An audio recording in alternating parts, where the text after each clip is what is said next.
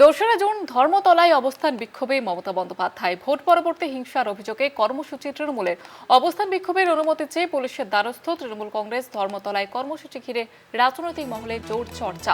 আমাদের বিশেষ প্রতিনিধি দেবজ্যোতি ঘোষ রয়েছেন আমাদের সঙ্গে টেলিফোন লাইনে। দেবজ্যোতি, কি জানা যাচ্ছে বিষয়?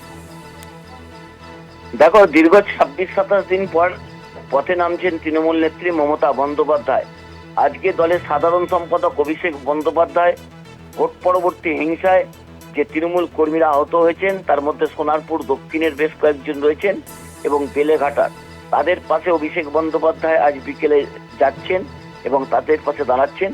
আগামী 2রা জুন রাজ্যের প্রাক্তন মুখ্যমন্ত্রী তথা তৃণমূল নেত্রী মমতা বন্দ্যোপাধ্যায় অবস্থান বিক্ষোভের জন্য একটা কর্মসূচি তিনি করতে চান, সেই মতো পুলিশের অনুমতি চাওয়া হয়েছে। কিন্তু এখনো পর্যন্ত পুলিশের পক্ষ থেকে কয়েক ঘন্টা অতিক্রান্ত, এখনো পর্যন্ত কোনো অনুমতিপত্র দেওয়া হয়নি। তাহলে তৃণমূল কংগ্রেস কি অনুমতি পাবে তা নিয়ে যথেষ্ট প্রশ্ন উঠছে। কারণ ইতিমধ্যেই ভারতীয় জনতা পার্টির বেশ কয়েকজন নেতা বলেছেন একটি জনবহুল এলাকায় কিভাবে মমতা বন্দ্যোপাধ্যায় কর্মসূচির জন্য অনুমতি চাইছেন, তার থেকেই কিন্তু একটা বিষয় স্পষ্ট হচ্ছে, হয়তো পুলিশ প্রশাসন অনুমতি নাও দিতে পারেন। যদি অনুমতি না দেন তাহলে পরবর্তী পদক্ষেপ তৃণমূল নেত্রী মমতা বন্দ্যোপাধ্যায় নেবেন। ইতিমধ্যেই দলের সর্বোচ্চ নেতৃত্ব আবেদন করেছেন কলকাতা পুলিশের কাছে যে তারা অবস্থান বিক্ষোভ কর্মসূচিতে করতে চান এবং সেখানে বেশ কয়েকদিনের সময় চাওয়া হয়েছিল। কিন্তু তাতেও যদি পুলিশ রাজি না হয়, প্রয়োজনে একদিনের জন্য যদি তাদের অবস্থান বিক্ষোভ করতে দেওয়া হয়, সেই মতোই কিন্তু অনুমতি চাওয়া হয়েছে।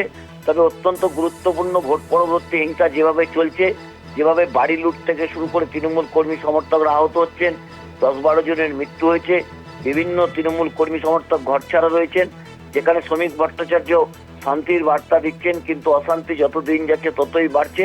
সেই জায়গাতে মমতা বন্দ্যোপাধ্যায়ের এই অবস্থান কর্মসূচি রাজনৈতিকভাবে অত্যন্ত গুরুত্বপূর্ণ। জয়িতা, একেবারে ধন্যবাদ জানাবো দেবজ্যোতি।